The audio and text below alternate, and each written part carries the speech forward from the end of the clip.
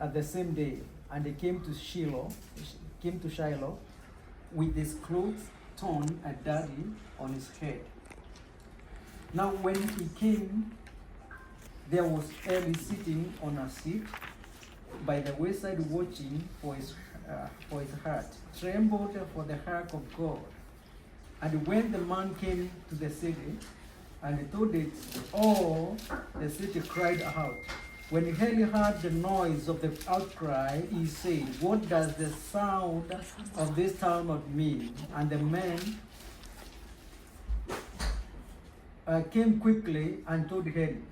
Eli was 99 years old, and his eyes were so dim that he could not see. Then the man said to Eli, "I am he who came from the battle. I fled today from the battle line." And he said, "What happened, my son?"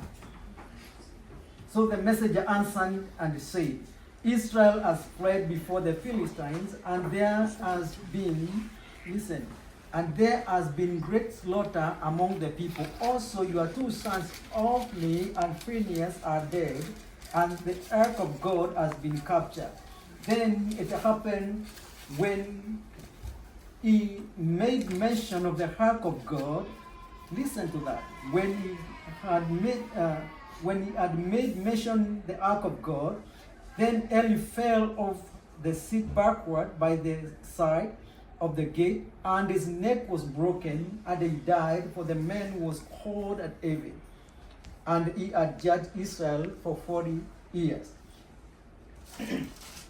Now his daughter-in-law, Phinehas' wife, was with child due to be delivered, and when she heard the news that the ark of God was captured, and that her father-in-law and her husband were dead, she bowed herself and gave birth, for her labor pains came upon her.